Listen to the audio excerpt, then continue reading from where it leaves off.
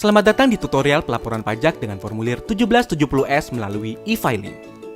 Tutorial ini berlaku untuk Anda yang merupakan karyawan berpenghasilan di atas 60 juta per tahun.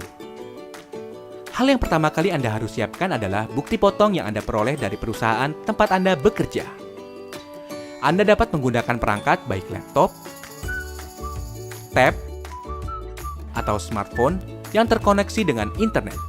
Pertama, buka situs www.pajak.go.id lalu tekan login.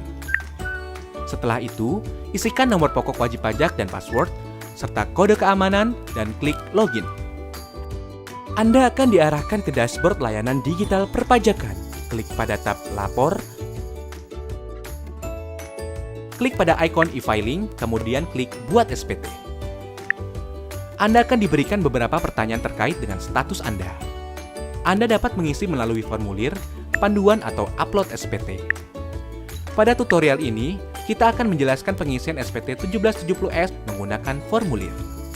Maka, pilih opsi dengan bentuk formulir. Tekan tombol SPT 1770S dengan formulir. Tahapan pertama dalam pengisian SPT adalah isi data formulir. Isi tahun pajak, isi status SPT normal. Pembetulan hanya dipilih jika Anda menemukan kesalahan pada SPT tahunan yang sudah Anda laporkan sebelumnya. Lalu klik langkah selanjutnya. Sistem akan mendeteksi secara otomatis apabila ada data pembayaran pajak dari pihak ketiga. Gunakan data pembayaran tersebut untuk pengisian SPT dengan tekan Iya. Bila tidak, Anda dapat menggunakan formulir bukti potong sebagai acuan pengisian SPT. Pada lampiran 2, pada bagian A, isikan data penghasilan final. Pastikan data penghasilan final yang terekam telah sesuai dengan bukti potong yang Anda terima. Jika ada bukti potong yang belum terinput, klik Tambah. Pilih sumber penghasilan, isikan nilai penghasilan bruto dan PPh terutang. Anda juga dapat mengubah atau menghapus data yang Anda rekam bila terjadi kesalahan. Pada bagian B, isikan daftar harta yang Anda miliki pada akhir tahun. Data harta yang telah Anda input pada tahun sebelumnya dapat Anda tampilkan kembali melalui menu Harta pada SPT tahun lalu dan lakukan penyesuaian. Jika Anda ingin menambahkan data harta lainnya, klik Tambah. Pilih kode harta sesuai dengan jenis harta, isikan keterangan nama harta dan tahun perolehan. Pada kolom harga perolehan, cantumkan nilai pada saat Anda memperoleh harta. Ingat, saat memperoleh harta. Isikan deskripsi lebih lanjut pada kolom keterangan. Pada bagian C, isikan daftar utang pada akhir tahun. Data utang yang telah Anda input pada tahun sebelumnya dapat Anda tampilkan kembali melalui menu utang pada SPT tahun lalu dan lakukan penyesuaian. Jika Anda ingin menambahkan data utang lainnya, klik Tambah. Pilih kode utang sesuai dengan jenis utang, nama pemberi pinjaman, alamat pemberi pinjaman, tahun pinjaman, dan jumlah utang yang tersisa pada akhir tahun. Klik Lanjut. Pada bagian D, isikan daftar susunan anggota keluarga sesuai dengan kondisi pada awal tahun pajak SPT yang Anda laporkan. Klik langkah berikutnya. Pada lampiran 1, bagian A, isikan penghasilan bersih yang diperoleh dari dalam negeri yang bukan final antara lain bunga, royalti, sewa, penghargaan dan hadiah, keuntungan dari penjualan atau pengalihan harta, penghasilan lainnya. Pada bagian B, isikan penghasilan yang tidak termasuk objek pajak sesuai dengan pasal 4 ayat 3 Undang-Undang Pajak Penghasilan. Pada bagian C, isikan daftar pemotongan atau pemungutan pajak dari bukti potong yang telah Anda terima. Isikan jenis pajak, NPWP pemotong pajak yang valid, nomor bukti pemotongan atau pemungutan, tanggal bukti pemotongan atau pemungutan, dan jumlah PPh yang dipotong atau dipungut. Klik langkah berikutnya.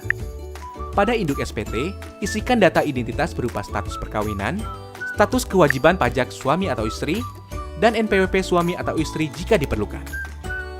Pada bagian A, poin 1, isikan penghasilan neto dalam negeri sesuai dengan bukti potong yang Anda terima. Poin 2 akan otomatis terisi dari data yang telah Anda isikan pada lampiran sebelumnya. Pada poin 3, isikan penghasilan neto luar negeri. Pada poin 4, penghasilan neto akan dijumlahkan secara otomatis. Pada poin 5, isikan jumlah zakat yang Anda bayarkan kepada lembaga zakat yang telah disahkan oleh pemerintah. Poin 6 akan terisi otomatis. Pada bagian B, pilih status perkawinan dan isikan jumlah tanggungan sesuai dengan bukti foto. Maka, nilai penghasilan tidak kena pajak akan terisi secara otomatis. Bagian C hanya perlu diperhatikan bagi Anda yang memperoleh penghasilan dari luar negeri, dengan cara membaca ketentuan yang tertera pada petunjuk bagian C10. Bagian D poin 14 hanya perlu diisi apabila Anda pernah membayar angsuran PPh pasal 25. Lanjut ke bagian E. Anda akan mengetahui status SPT Anda apakah nihil, kurang bayar, atau lebih bayar. Jika SPT Anda nihil, Anda dapat melanjutkan pengisian pada poin F. Jika SPT Anda kurang bayar, Anda akan diberikan pertanyaan lanjutan. Jika Anda belum membayar, pilih belum dan Anda akan diarahkan untuk membuat e-billing terlebih dahulu. Bila Anda telah membayar, isikan data bukti pembayaran berupa jenis pembayaran, yaitu nomor transaksi penerima negara atau pemindah bukuan. Isikan kode NTPN atau pemindah bukuan Anda, lalu isi tanggal dan jumlah pembayaran. Jika SPT Anda lebih bayar, silakan unggah dokumen pendukung berupa bukti pemotongan pajak dari perusahaan atau bukti pembayaran lainnya.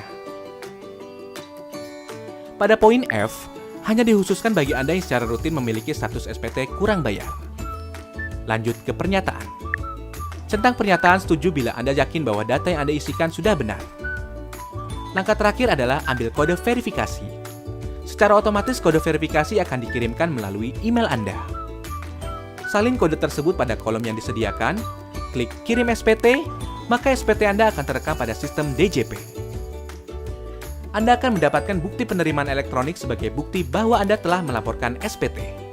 Jika Anda masih memerlukan bantuan, silakan kunjungi www.pajak.go.id atau telepon ke Kering Pajak 1500 200. Subscribe channel YouTube Ditjen Pajak RI untuk memperoleh informasi dan tutorial lain. Pajak kuat, Indonesia maju.